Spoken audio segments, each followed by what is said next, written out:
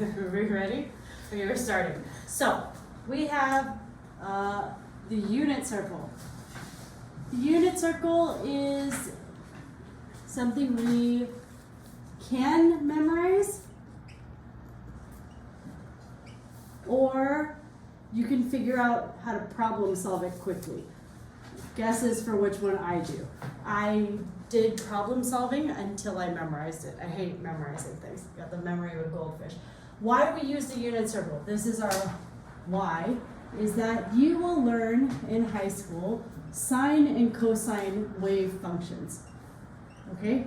The sine function looks like this, and the cosine function looks like, whoop, oh, she's ugly.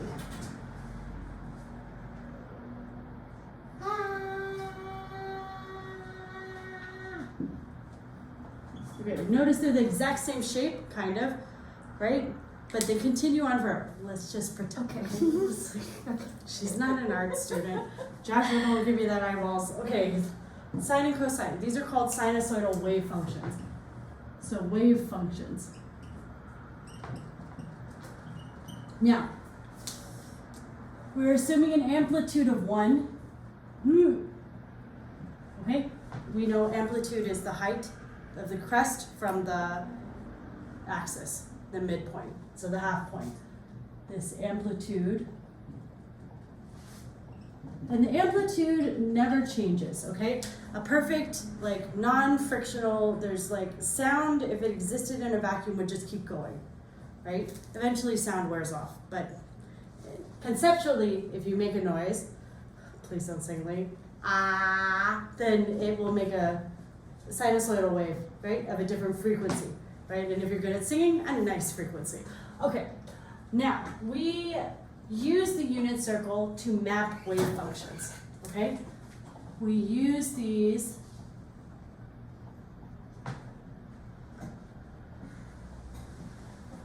which means that in a very big way, if you have a calculator, you don't really need to do this, but if you're doing the IB math program, you do need to know how to map it. So we're going to start with quadrant 1. Now,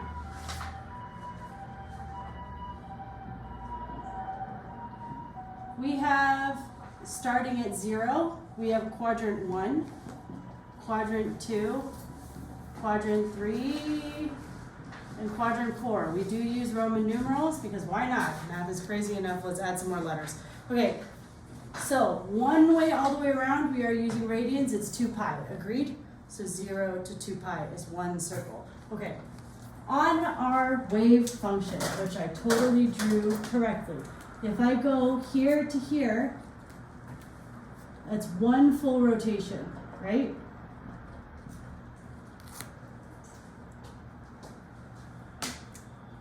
If we follow a dot in one full rotation,